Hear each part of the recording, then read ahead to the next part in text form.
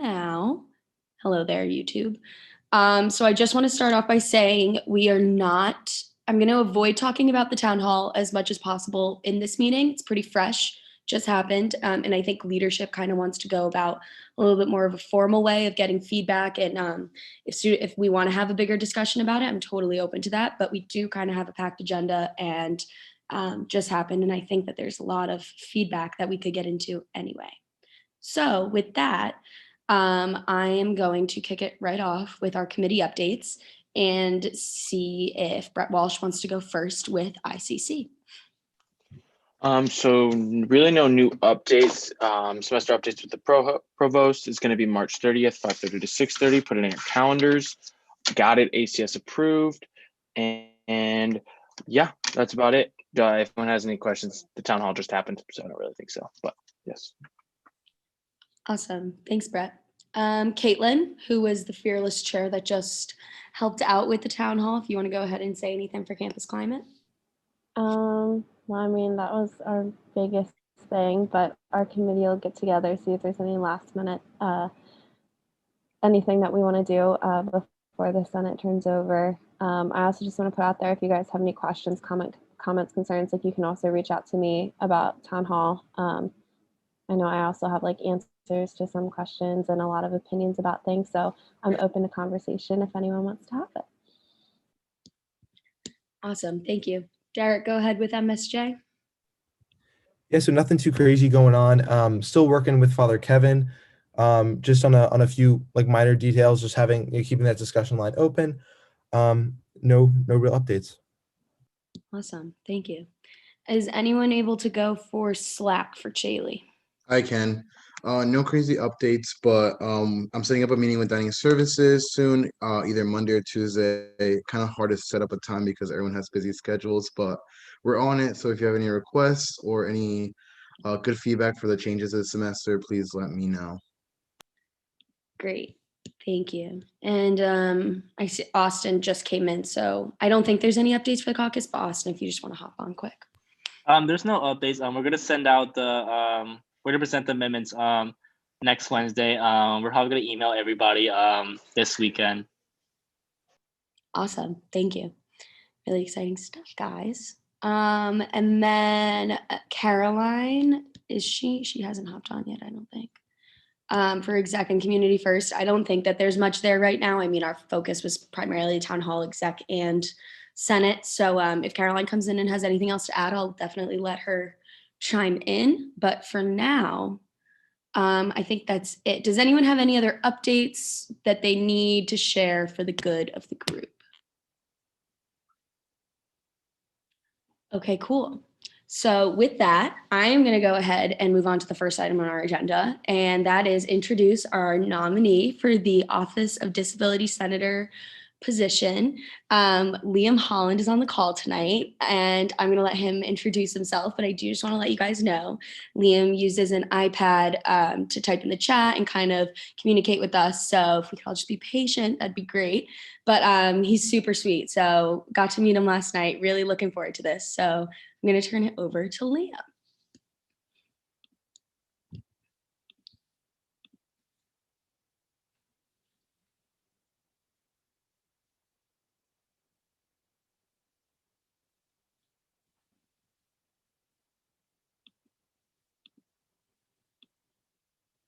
So now that we've all seen the intro, would anybody like to open questioning for Liam? Motion to open questioning. Second. Cool.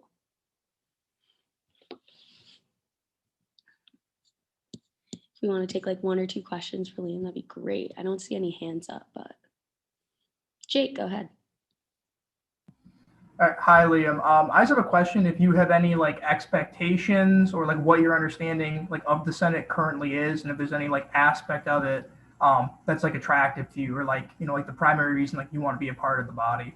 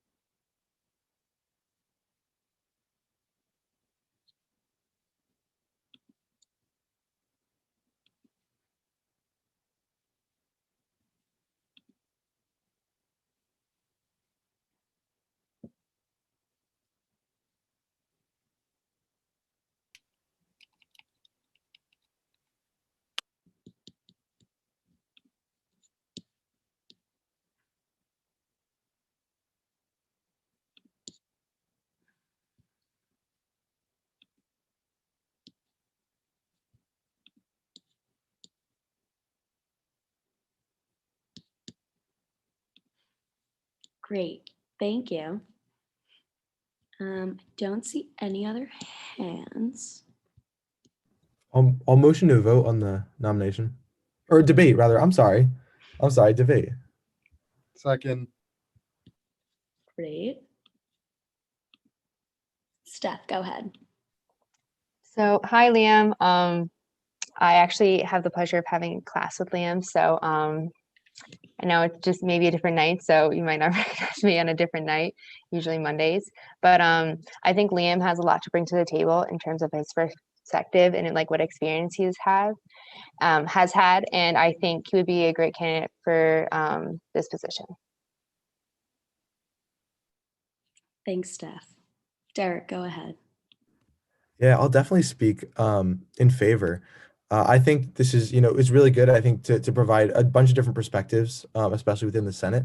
And I look forward to hearing Liam's. Thanks. Lauren Amu, go right ahead.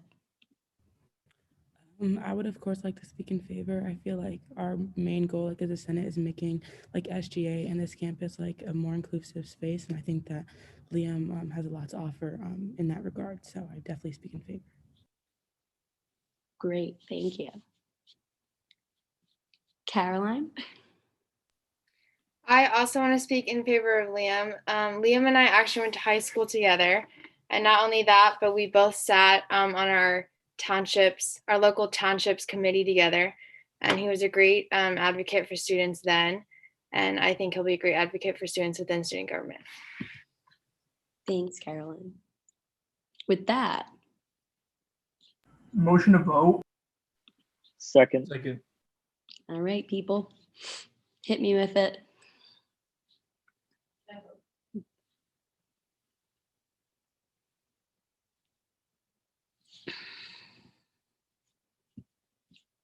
More.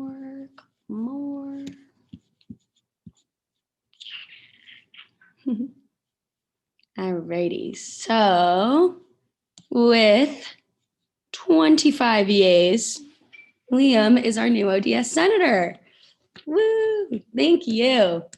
That's awesome. So excited. So now you can type in the chat any questions or debate or anything you have to say and vote in the next time we have something to vote on. I'm gonna backtrack 1 second, guys. Caroline, I know you turned your camera off. I wanna give you the chance if you have any exec or community first updates to do those. But now that she's not, oh, here you are. Okay, hi. I'm here. I don't have any updates this week. Cool. And with community first stuff, I would definitely check out the weekly email that went out. Thanks, girl. Great. Okay, so with that, we'll get into our first order of business. I'm going to turn it over to Derek Latman as I share my screen, and we are starting with, I hope everyone looked, we have 2 amendments that we will be reviewing and just questioning tonight. So questioning, we're not voting, we're not debating. We can motion to amend parts of the amendment, but other than that, it's we're just talking right now. So Derek, take her away. Thank you. Oh, cool. Awesome. Which one are we doing? Official legislation. Cool. All right. So, hey, everybody. I know that it's the middle of midterms week, so I'm going to try to be sparing with everybody's time, but I appreciate the opportunity to talk to you guys a little bit about something that I think is really cool for a little bit. So, I kind of want to throw it back quick to why 2 amendments tonight. And that is because I've been doing a lot of work just on DE&I stuff, and I've really been diving deep into the Constitution, really been looking into a bunch of different things, a bunch of different articles, different amendments that we've made in the past, different procedures that we have. And they all interest me. It's one of my just personal interests as far as legislatively.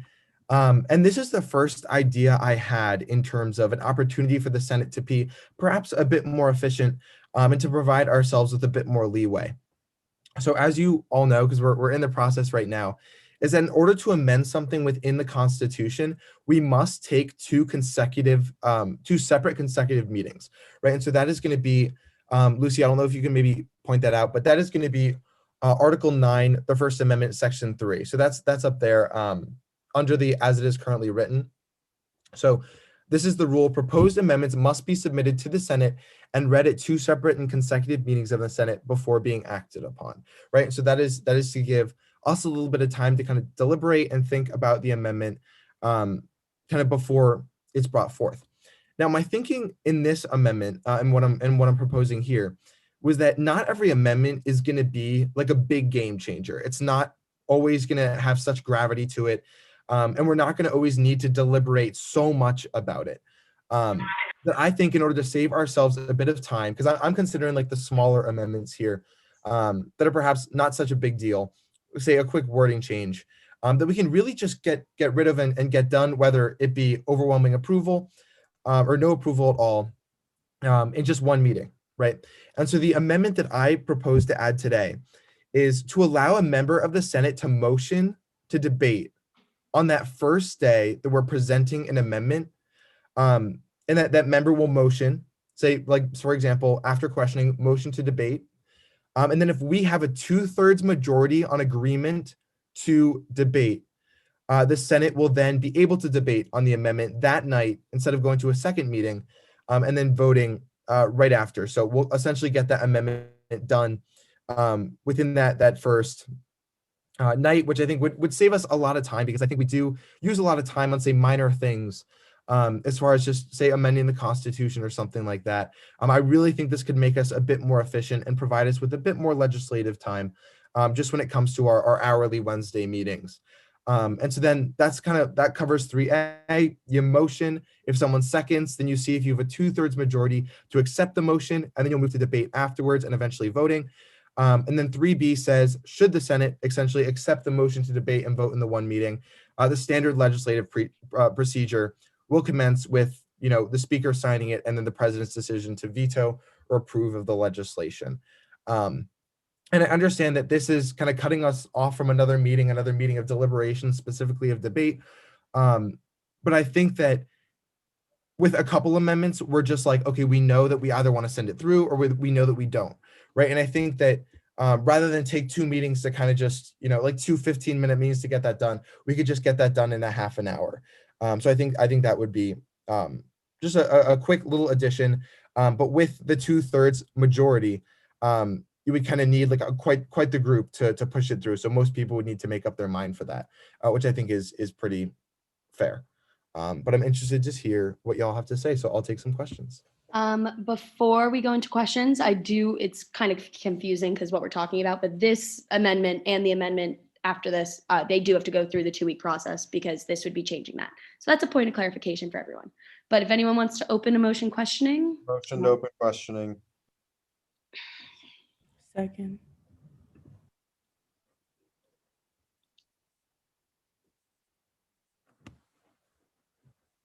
Jake, go ahead.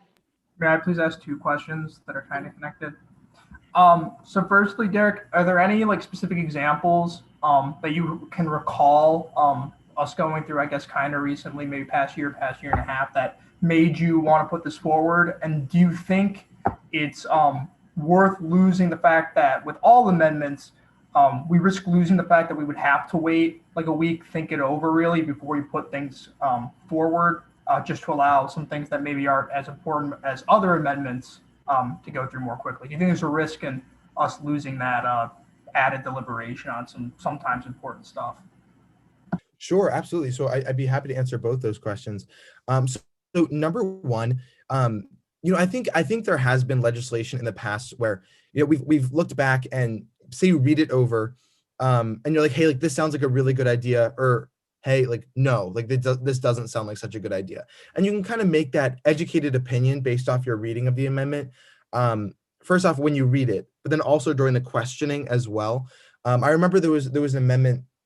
I think it was put forth by Matt Clarkin at the time, but it was a really small amendment, just changing like some smaller wording last year.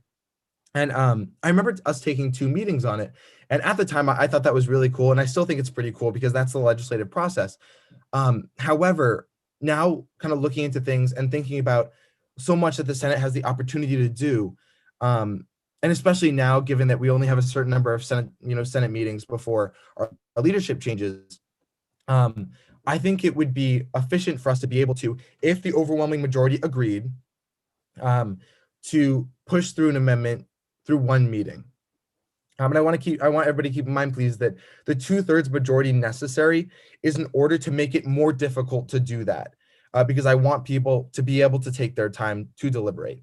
And that leads into your second question, Jake, where I don't believe that we would lose much deliberation time, because I'm not sure that I can recall a time where we spent more than 15 minutes of deliberation on a particular amendment, because people tend to be, I think, at least it's been in my just experience, that people come with their expectations, with what they want, and people pretty much know what they're asking for. And I really don't recall a time when an amendment took too long of a time for us to need a full hour of deliberation. I really don't remember a time, and I think that especially with smaller amendments, this could be really useful in just progressing us through if necessary. So thank you for that question. Also, I hope you're well in quarantine. I'm at 100% now, Derek. Thank you for asking. Oh, guys. I don't see any other questions. Tom DeSoy, go right ahead.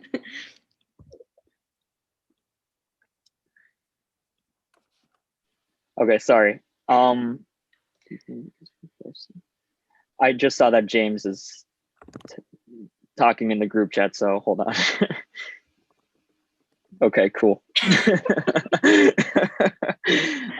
So Derek,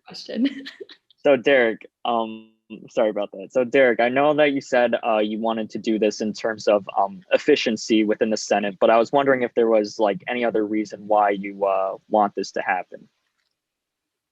Yeah, so you're saying besides efficiency? Yes, correct. Okay. So not necessarily. I just think that if we're not going to use our full deliberation time, and that's something keep in mind, and that's actually something I wanted to add. So Tom, you're getting me on like a bunch of different trains of thought here, so I'm going to try to organize them. So first, I think our efficiency is going to be pretty important, especially as we go into a year and just a time when I just hope that we can use all of our meetings to the fullest extent possible. And going back to Jake's question, I don't think I remember a time when we needed a full hour of deliberation. I don't think that was kind of totally necessary. And I think that this amendment provides us the ability to forego that extra step, that extra day if we need to, so we can fit more things on the floor. Because I know just in my experience that sometimes things can be jam-packed in terms of legislation, or we just have so many things we're going to try to get through tonight that we want to see. And not to mention as well that we don't amend constitutional amendments that much. And I think the reason behind that, first off, is they're difficult to amend, which is good because it takes those 2 meetings. But if we need to do a quick amendment, we have that ability finally, which is really good, I think. And we can either bring something up and pass it through, say it's an emergency, or we can shut it down and really, to be frank, not waste much of our extra time with it, which I think is good. Derek, I am going to ask a question for you on behalf of James Dunbar, because he is in another meeting right now. And his question is, do you think we should be extra stringent and do a 100% vote of unanimity rather than a 2/3 vote to force things?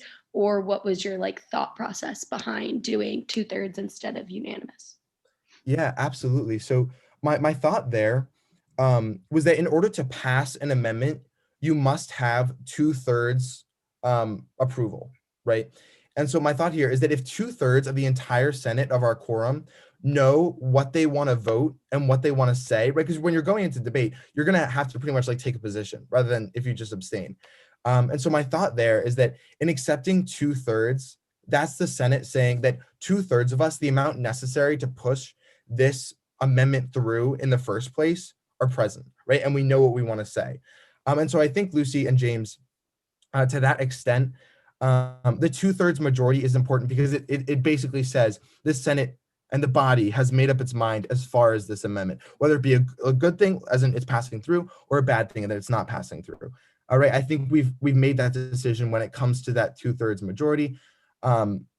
and I think that, it would be difficult for us if we did have, the full amount of senators, because, that's not really going to change anything in the long run, right? Say all senators but one know what they want to vote on this. Say even one or two, we're still gonna have to go and do 2 meetings for that, even though the rest of the senators know what they want to do, and they're gonna make that vote count, whether it be this week or next week. So that was kind of my thought process there. Great, thank you. Andrew Klein, go ahead. So just to kind of follow up on that, with the fact that like 2/3 of people can be prepared, I think that like there could be 1/3 who's ready to vote yes and 1/3 who's ready to vote no. So would you be opposed to amending this to say a vote of unanimity? You know what? I really think that a vote of unanimity would not be the best thing for this bill, because I think that puts us kind of at an end. However, I will tell you what, to raise the stakes a bit, Andrew, if you wanted to, I'd be willing to make it 3/4. So if you wanted to try something like that, I'd be willing to do that. But I don't think that a vote of unanimity is going to change all that much, to the point where as far as a vote. But if you wanted to. So we don't have any more questions as of right now, unless there's anything else that anyone, I'm going to say it, speak now or forever hold your peace, and we're going to move on to the next if no one has any further questions. Or amendments. Anything? Okay. All right. Oh, Chase, what's up? Go ahead. I'm just confused. So basically, this is an amendment about amending amendments. So we have to debate it next session, correct? Yeah. Yes, that makes sense. Okay. So That's all good. point That's of clarification for everyone right now. So what we just talked about is changing the process we are going through. So basically, if we all thought this was the best thing in the world and we wanted to vote 2/3 and just get it all done tonight, we could. But because this amendment hasn't passed, we can't even consider that. Yeah. So and to specify everybody, it would take 2/3 of the Senate to accept the motion to debate in the first place, right? And then it would take another 2/3 for the amendment to pass. Yes. So the amendment that was just on the screen, we will look at again next week and debate it. Review it if you're still confused. Text Derek if you have questions. It's basically saying that we can speed up the process if 2/3 people agree we should speed it up, but if not, we can't. So cool. Awesome. Next, Derek, we'll go right into his second bill or his second amendment that is on screen. And you can go ahead and present this one. Yeah, so I love these amendments, and this one was interesting to me, and this is the one where I did a lot of communication with a bunch of different people on it, and this is really interesting. So Lucy, maybe if we scroll down a little bit, and we'll get to that amendment part. So essentially, everybody, what we see there. I'm sorry, Lucy. I hate to be. Could you scroll up just a little bit so we can see what was and then now what is? Okay, cool. Thank you. And so essentially, the point here. Okay, throwback. So over the summer, I was running through the Constitution, and I was wondering, I was like, what senatorial powers do we have? After all, we represent the students, and no matter what time of the year it is, if you are a freshman, sophomore, junior, senior, you are a student at Villanova, right? So you should have representation in the form of the student government, right? So that was kind of my initial thought process.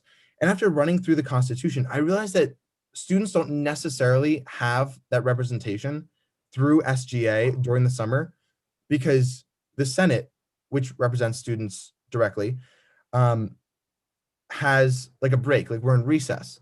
And that means that all our senatorial powers take a break as well. So we can't pass bills, we can't pass resolutions in particular. If we need to, we can't finance specific projects. And we have to wait till that first meeting to do something about it, which I was like, wow, especially given this past summer, as far as BLM and everything there, I really thought that it might have been helpful for us to pass a resolution, and instead of stamping, say, Derek Latman, who I also happen to be a senator, saying Derek Latman, who's representing in this resolution SGA and the student body, right? So that this resolution here is going to give us, or I'm sorry, this amendment here is going to give us that power to essentially continue saying over the summer or during recess of the Senate, we still are SGA, and we entrust in particular the power to make those kind of decisions as far as like smaller bills or resolutions or letters to administration to the officers that we elect in the form of the speaker, the dean, and then also the committee chairs in collaboration with the president, the vice president, and in subject B, the director of finance. And this is something I did speak to Kyle Smith about, who is the director of finance here in SGA. I spoke to him and I said, Kyle, what do you think about us having the ability to spend money? He's like, during recess. And he said, well, we can't. And I said, well, what do you think if we were able to? Would you be cool with that? Would you be cool, for example, with, throwing in like a quick meeting if somebody had an idea, was saying, hey, we should really consider investing in this for the student body? And he said, yeah, that sounds like an awesome idea, because he knows just as well that we take that long break. And so essentially what this amendment does is say in subject A, when the Senate is in recess and the legislative body, that's the Senate, is not active, the responsibilities of the otherwise active Senate shall fall to the Speaker of the Senate, who everybody is elected, the Dean of the Senate, who the Speaker is appointed and everybody is confirmed, and then the committee chairs, which the individual committees have elected. And I also say here, caveat, if the leadership decides to do anything at all, any action whatsoever, any resolution, anything, they shall notify the Senate that any action is being taken, right? So if they're writing something to finance something, or they're writing a resolution to the administration at all, or to the president, the leadership is going to let the Senate know, which is, I think, really important. And then I also mentioned that financial responsibilities originally wielded by the Senate may occur under the consultation and agreement of the president of the student body. So that's just as natural, where the chairs, the dean, and the speaker would come together, go to the president, go to the vice president, go to the director of finance, say, hey, we have this idea. We think that we should really fund this. It's above the $150 max that the speaker can petition out themselves. And so instead, we would like the full body's approval. So it's kind of just like writing a bill where we're saying, hey, we really need to finance something, and we can do it. And of course, we let the Senate know as well, under subject to your feedback. Third, resolutions are sent to administrative offices are available. And then otherwise, initiatives requiring actionable items. So that's pretty much just like a similar bill that would also go through, is subject to kind of those leaders within the Senate. Great, thank you, So Jared. I'm ready for questions now, if y'all are. Would anyone like to motion? Motion to open questioning. Second. All right, people. Hands up, hands up. Andrew Klein, go ahead. So the first question I have is, did you consult with Austin at all, or anyone working on the DE&I legislation with the position changes?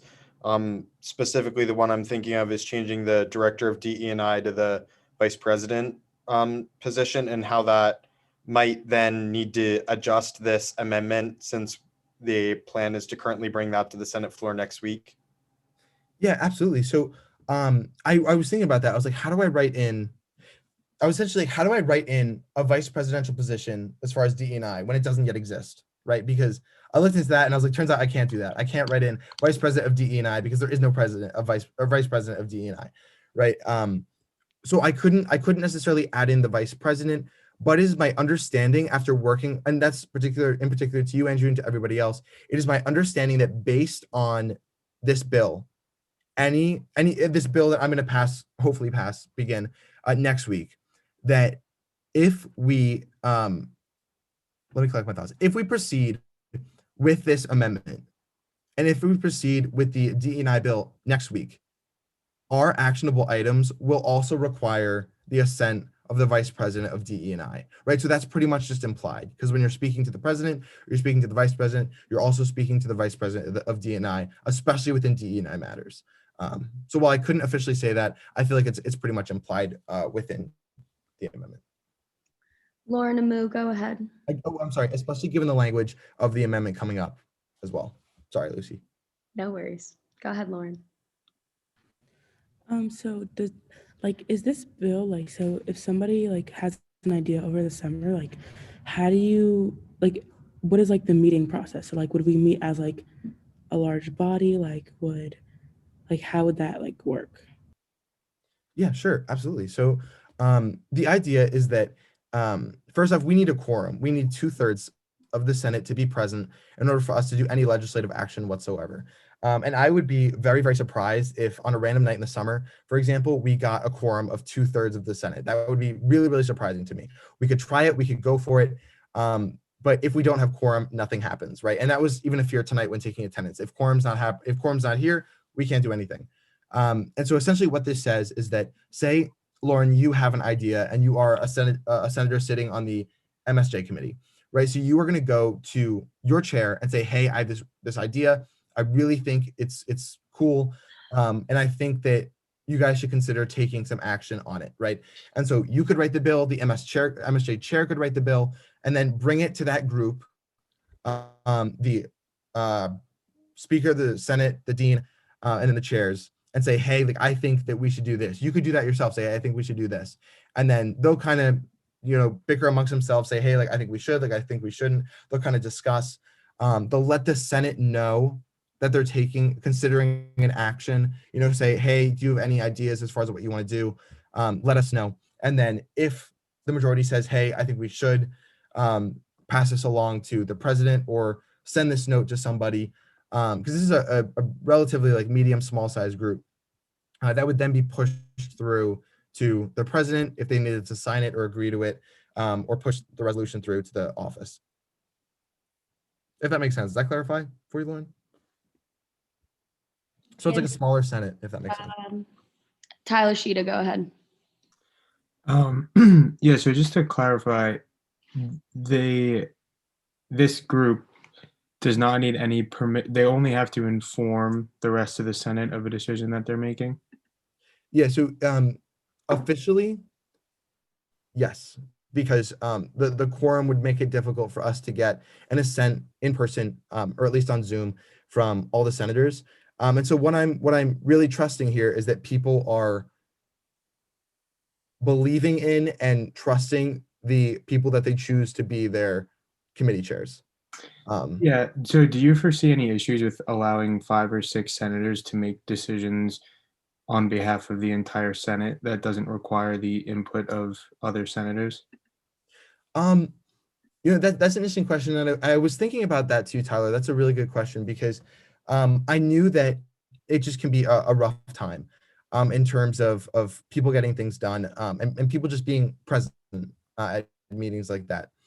And so I think that the best course of action, and that's why I added like the I there under subject A, that leadership shall notify the entire Senate of any action being taken during a time of recession, right? So if they're in recess at all and they're deciding to make an action, they need to let the entire Senate know that that's what they're doing. And the Senate can respond and say, hey, like, I can go if I were in a committee and say, hey, like, I really disagree with that. I think you consider changing it to this. You can kind of deliberate like that, and your committee chairs are going to be responsible for representing you. But honestly, at the same time as well, because that power is invested in that core group, they can say, hey, we're going to open it up to the Senate, and as many of you that can make it this night and you want to talk about it, let's talk about it. Let's try to reform it. Let's try to get the best idea of what the majority wants to do. We can essentially open it up to as far as we can. I just think that if it comes down to a bare minimum where nobody has access to essentially change something, those chairs, that speaker and that dean should be able to do it because they're the leadership that the Senate has elected. Okay. Sam, go ahead. You answered my first question about like how unilateral like the power would be then. But then my next question is, how big of a bill are you talking about here? Are you just talking about like little decisions that like we won't notice? Are you talking about like big things that could impact like a freshman coming in, like changing experience type of deal? Yeah, absolutely. So this is I'm expecting very minor things. And I think that's understood. I think especially the president that you guys decide to elect, as well as the speaker, the dean, and those chairs, especially in their communication with the senators, are gonna be able to decide if the matter is too big and it needs to wait till the Senate officially convenes. But kind of, Sam, as far as my idea here was that when the BLM stuff happened and when there was like a catastrophe that did warrant, I think, an SGA response, we were not able to provide that response because we did not have the authority as a collective members of SGA to come together and say, hey, together we represent the student body and we want to send this email to Father Peter saying you should make some response or you should consider this or consider that. I think that's kind of the idea that I'm looking for here. To kind of have some Point of clarification, didn't SGA release statements over the summer and communicate with Father Peter? Yes. We did communicate with Father Peter.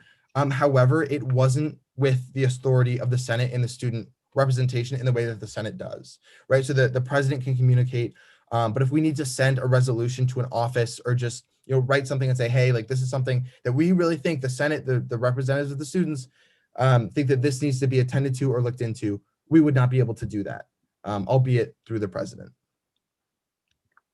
Elizabeth, go ahead.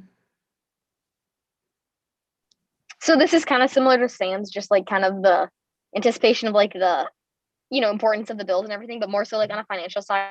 I know you mentioned you talked to Kyle, but do you anticipate like any like large, like, I can't see anything financially too large coming through, but would you ever like put a cap, like if it's over X dollars, like, maybe the whole Senate would have to convene or some stipulation, like, just to safeguard kind of the finances? Sure. And you know what, Liz, if you were interested in amending the resolution to make that happen, that would be totally cool with me. However, Kyle did speak to me and I said, like, Kyle, like, what do you think? Because essentially this is saying that a smaller group of people, albeit with, consultation with each other, with the director, your position, with the president, with the vice president, with kind of everybody there, this, you would have the possibility of kind of sending through a bill with larger sums of money. And he said, well, I think the benefit of having the president in there as well as the vice president, as well as him, his agreement, you would need the director of finance's agreement, and the director of finance is never going to let anything too crazy go through, right? Because keep in mind, when we senators talk about finances, we always have to go through the director of finance anyway, right? And we are pretty much going to be subject to whatever the director of finance says is okay.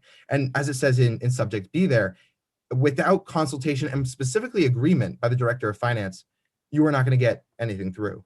And so I think that's my safeguard. However, Liz, if you wanted to look into amending and say, making, you can't spend over, say, $1,500, like, or something like that, that would be okay with me. Jake Galgano, go ahead.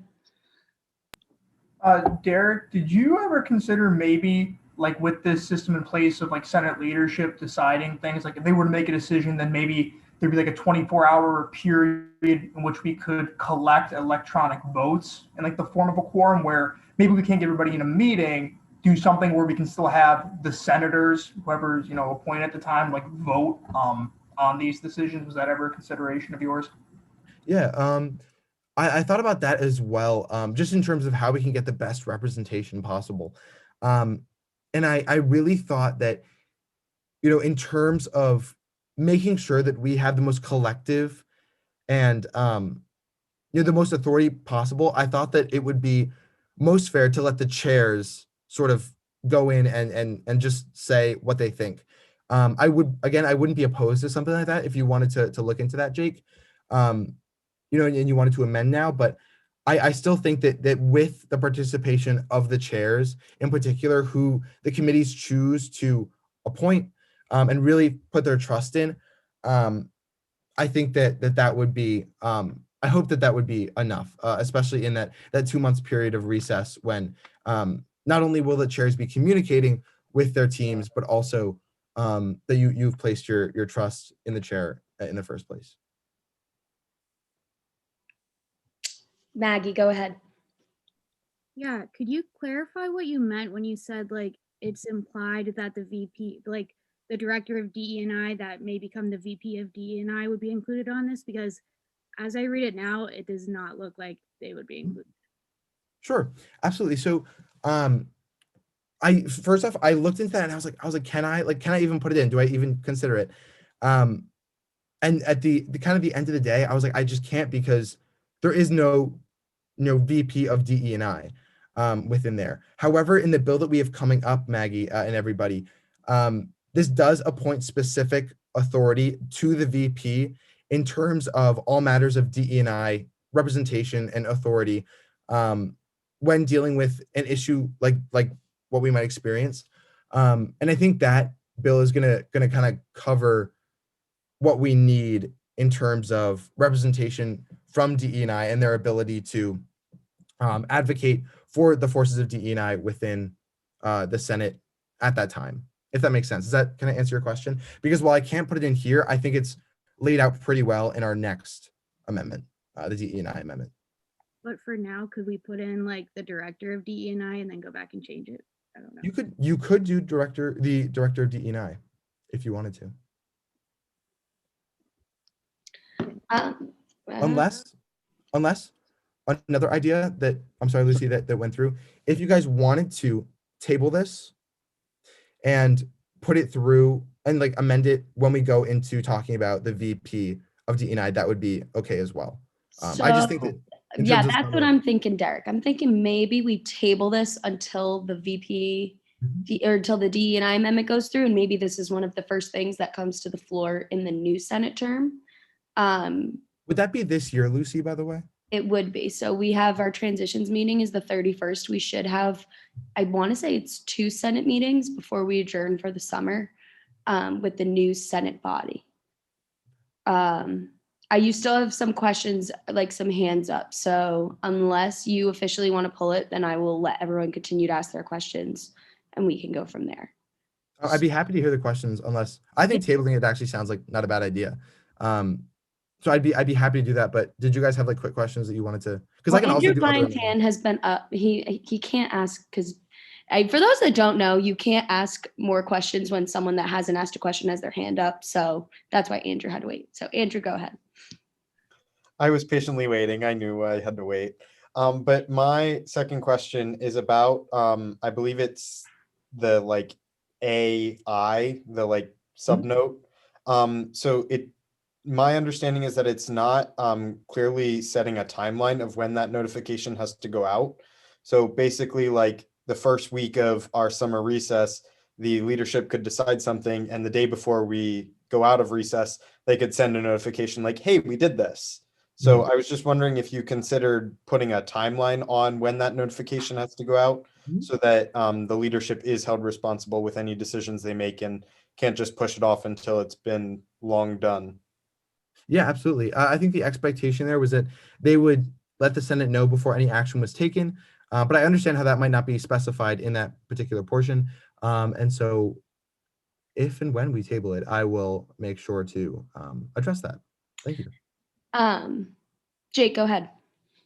Yeah, I had the same point as Andrew. I was just going to suggest maybe saying Senate will be notified 24 hours prior to any, action or vote being taken place by leadership, just to give everyone a fair amount of time to like ask their committee heads or raise any questions. I was going to bring up the exact same point. Sure. I'm just going to do that right now. If we're going to table it, that's fine. Yeah. Yeah, cool. So we don't even technically have to say that we're postponing this. There are no more hands up, any more questions. And after kind of what we're talking about now, I don't think that will be on the agenda next week. So if you have any more feedback for that or any more questions or suggestions, please send them Derek's way. That being said, thank you guys so much for being here. I'm going to hang out on the Zoom till the last person leaves, just in case anyone wants to check in after tonight or has anything to say. Getting a little nostalgic. We only have a couple more of these left. So thank you guys all for joining tonight. And thank you for everyone that came to the town hall. And with that, would anybody like to motion to adjourn? Motion. Second. Enjoy your Wednesday, people. Cheers. Thank you. Hey, Lucy, I just wanted to ask, do you know, did the